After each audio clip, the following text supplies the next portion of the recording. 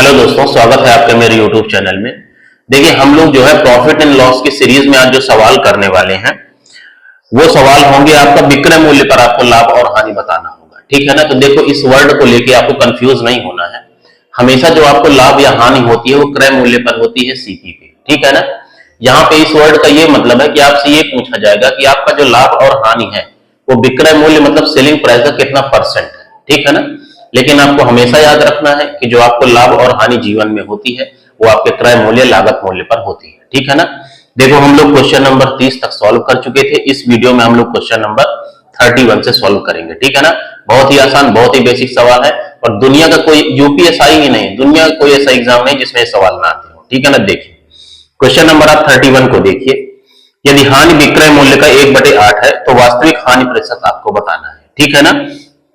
तो देखिए, वास्तविक जो आपको हानि होती है वो हमेशा क्रय मूल्य पर होती है। तो जब तक आप क्रय मूल्य नहीं निकाल पाएंगे तब तक आप वास्तविक हानि प्रतिशत नहीं बता पाएंगे। ठीक है ना। तो देखो, यहाँ पे क्या है, हानि जो है वो विक्रय मूल्य का 1/8 है। ठीक है ना।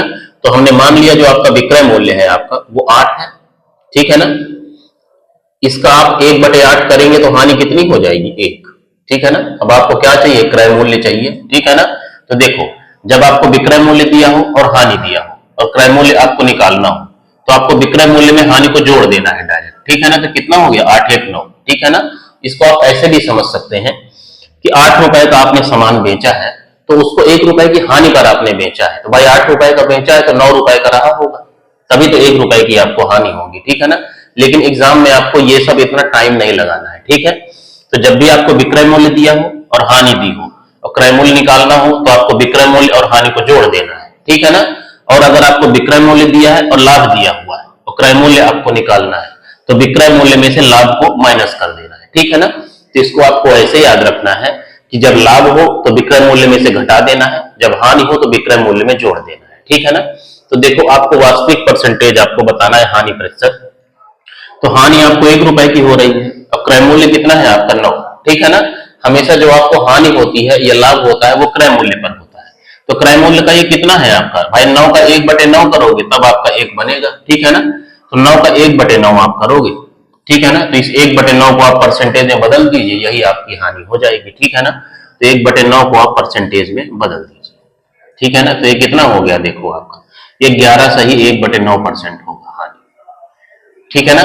और चाहिए तो आप इसको फॉर्मूले से भी निकाल लीजिए। ठीक है ना। हानि आपके पास 1 है और नीचे हमेशा क्या रखेंगे, क्रय मूल्य को, और गुणे में आपका 100।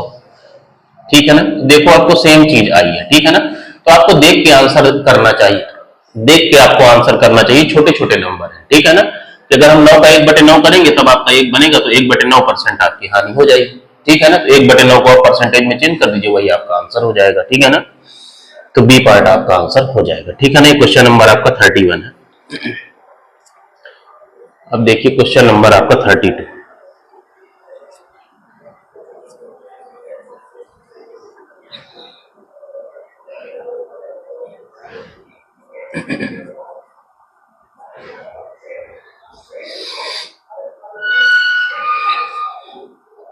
क्वेश्चन नंबर 32 देखिए, प्रिया अपने स्कूटर को 42,564 में बेचकर विक्रय मूल्य के 1/6 के बराबर लाभ अर्जित करती है तो उसका लाभ प्रतिशत आपको बताना है। ठीक है ना।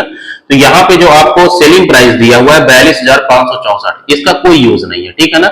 जब भी आपको परसेंटेज निकालना हो तो रियल वैल्यू की कोई जरूरत नहीं, इसको लेके आपको सॉल्व नहीं करना है। ठीक है ना।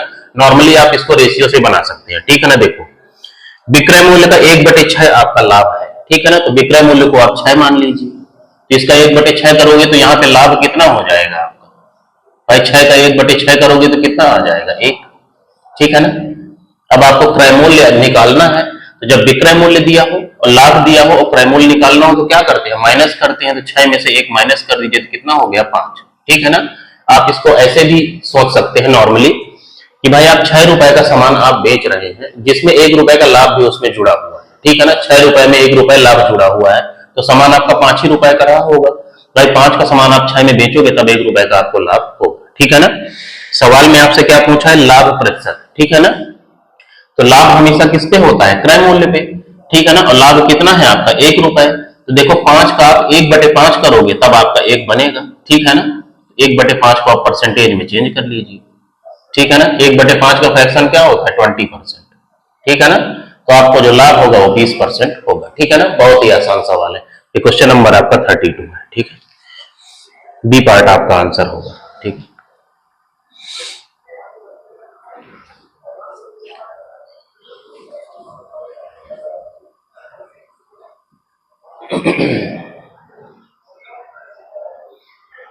क्वेश्चन नंबर जो 33 है वो भी बिल्कुल आपका सिमिलर सवाल है 32 की तरह, ठीक है ना। अनुभा अपने स्कूटर को 23,358 में बेचकर विक्रय मूल्य के 1/6 भाग के बराबर लाभ अर्जित करती है, तो उसका लाभ प्रतिशत कितना होगा। इसका भी 20% आपका आंसर होगा। 32 में भी आपको 1/6 दिया हुआ था, ठीक है ना। तो यहाँ पे देखो विक्रय मूल्य का 1/6 है, ठीक है ना। तो विक्रय मूल्य कितना है आपका 6, तो लाभ कितना होगा 6 का 1/6 मतलब 1, ठीक है ना। क्रय मूल्य निकालना है तो विक्रय मूल्य में से लाभ को आप माइनस कर दिए, 6 में से 1 गया, कितना हो गया 5, ठीक है ना।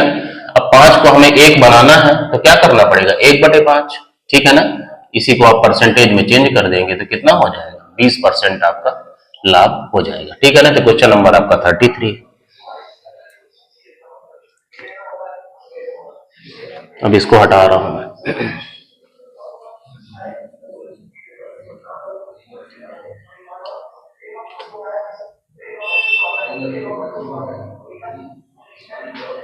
देखिए क्वेश्चन नंबर आपका 34 है, यूपीएसआई 2017 में पूछा गया है। यदि एक वस्तु के लागत मूल्य पर 20% लाभ है तो उसके विक्रय मूल्य पर लाभ प्रतिशत आपको बताना है, ठीक है ना। सवाल को देख के बिल्कुल भी आपको कंफ्यूज नहीं होना है। मैं आपको बार बार बता रहा हूं कि लाभ और हानि प्रतिशत कभी भी आपको निकालना होगा तो क्रय मूल्य पे ही आपको लाभ और हानि होती है, ठीक है ना। इस सवाल का ये मतलब है कि जो आपका क्या हो रहा है, लाभ हो रहा है ना, तो लाभ जो है वो सेलिंग प्राइस का कितना परसेंट है ये आपको बताना है, ठीक है ना। तो देखो यदि एक वस्तु के लागत मूल्य पर 20% का आपका लाभ है, ठीक है ना, तो 20% का फ्रैक्शन क्या होता है 1 में आपका 5, ठीक है ना। तो नीचे वाली वैल्यू क्या होगी आपकी लागत मूल्य है मतलब सीपी है, ऊपर वाली आपकी लाभ है, ठीक है ना। तो इसको आप लिख लीजिए तो कितना हो गया ये आपका 5 है, लाभ आपको 1 रुपए हुआ है। तो विक्रय मूल्य कितना होगा भाई, 5 रुपए का सामान आप 1 रुपए के प्रॉफिट में बेच रहे हैं तो कितने में आपने 6 रुपए में बेचा, ठीक है ना। अब आपको बताना है कि ये जो 1 है ये 6 का आपका कितना परसेंट है, ठीक है ना। तो ये 6 को हमें 1 बनाना है तो मतलब 1/6 करना पड़ेगा, ठीक है ना। भाई 6 का 1/6 करोगे तब आपका 1 बनेगा, तो इस 1/6 को आप परसेंटेज में आप चेंज कर दीजिए, इसको आप 100 से आप गुणा कर दीजिए, ठीक है ना। तो ये कितना हो गया 2 पंचे 10 और 2 तिहाई 6, ठीक है ना। तो 50/3 कितना हो गया 3 1 के 3 3 6 18 2 20 16.67% या 16.66% का उसको लाभ होगा, ठीक है ना।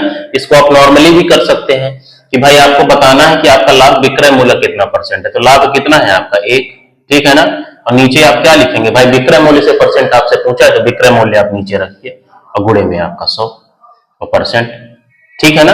तो चाहो तो आप इसको ऐसे कर लो, नहीं तो आप डायरेक्ट कर लिया करो, वो ज्यादा आसान है, ठीक है ना। तो 16.66% होगा मतलब सी पार्ट आपका आंसर हो जाएगा, ठीक है। ये क्वेश्चन नंबर आपका 34 है, ठीक है। 35 को देखिए।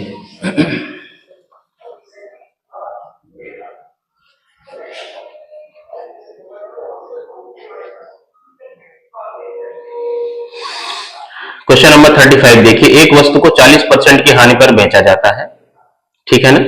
हानि की राशि वस्तु के विक्रय मूल्य के लगभग कितने प्रतिशत है आपको यही बताना है। वहां पे आप भाई इसके पहले वाले सवाल में आपको बताना था कि जो लाभ है वो विक्रय मूल्य कितना परसेंट है, इस सवाल में आपको बताना है कि जो हानि आपको हो रही है वो विक्रय मूल्य कितना परसेंट है, ठीक है ना। तो यहाँ पे आपको जो हानि हो रही है, यदि एक वस्तु को 40% की हानि पर आपका बेचा जाता है तो 40% का फ्रैक्शन क्या होता है 2/5। 40% को आप 40/100 लिखोगे, 20 से काटो 20 दूनी 40 और 20 पंचे 100, ठीक है ना। तो 5 रुपए का सामान जो है आप ये आपका कॉस्ट प्राइस है, ठीक है ना। आप और ये हानि है 2 रुपए का हानि लेके आप बेच रहे हैं, ठीक है ना।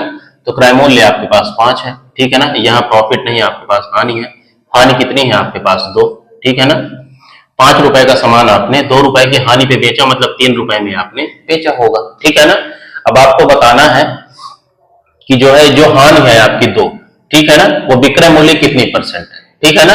तो देखो इस 3 को हमें 2 बनाना है, ठीक है ना। तो क्या करना पड़ेगा भाई 3 का 2/3 करोगे तब आपका 2 बनेगा, तो इस 2/3 को आप परसेंट में आप चेंज कर दीजिए, ठीक है ना। तो ये कितना हो जाएगा 200 और बटे में आपका 3, ठीक है ना। तो ये कितना हो गया देखो 3 6 18 2 फिर 3 6 18 66.66% आपका यहाँ पे परसेंटेज आपका बनेगा, ठीक है ना।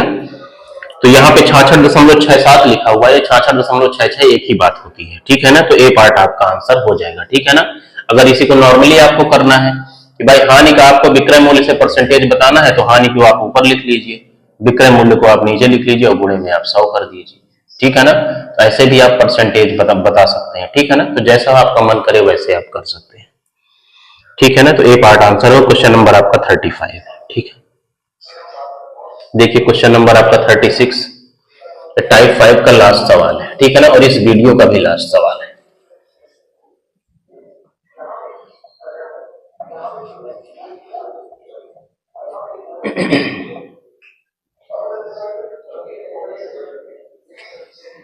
ठीक है ना। क्वेश्चन नंबर आप 36 देखिए, एक वस्तु को 800 रुपए में बेचने पर एक व्यक्ति को उसके विक्रय मूल्य पर 20% की आपकी हानि होती है, ठीक है ना। तो लागत मूल्य पर 25% का लाभ प्राप्त करने के लिए उसे किस कीमत पर बेचना होगा, ये आपको बताना है, ठीक है ना। तो सवाल में देखो क्या, एक वस्तु को 800 रुपए में बेचने पर एक व्यक्ति को उसके विक्रय मूल्य पर 20% की आपकी हानि होती है, ठीक है ना। तो देखो विक्रय मूल्य आपके पास कितना है, देखो भाई 800 है, ठीक है ना। इसी का 20% आपकी हानि है, तो 20% का फ्रैक्शन क्या होता है, 1/5। तो इसका 1/5 निकालिए तो आपके पास हानि आ जाएगी। तो 1/5 कितना हो जाएगा, देखो 160, ठीक है ना। तो क्रय मूल्य अगर आपको निकालना है, तो देखो विक्रय मूल्य दिया है और हानि दी है, तो हम लोग क्या करते हैं, क्रय मूल्य के लिए जोड़ देते हैं। तो 800 में आप 160 जोड़ दीजिए तो कितना हो जाएगा आपका 960, ठीक है ना। भाई 960 का सामान आपने 800 में बेचा है, तभी आपको 160 की हानि हुई है, ठीक है ना। अब आपको क्या करना है कि 25% के लाभ पर इस सामान को बेचना है, ठीक है ना। तो लाभ और हानि हमेशा किस पे होती है, क्रय मूल्य पे, ठीक है ना। तो क्रय मूल्य हमारा 960 है, इतने रुपए का हमारा सामान है, इसे हमें 25% के लाभ पर बेचना है, मतलब 125/100 में आपको बेचना है, ठीक है ना। तो ये आपका आंसर होगा। तो ये 25 पंचे 125 और 25 चौको 100 और 4 से इसको काटिए, 4 दूनी 8 1 9, 4 चौको 16 और 0, तो 240, ठीक है ना। तो 240 में आप 5 से गुणा करेंगे, 25 पंचे कितना होता है 120 और एक 0 और लगा दीजिए, तो 1200 आपका जो विक्रय मूल्य है वो आपका नया वाला आ जाएगा, ठीक है ना।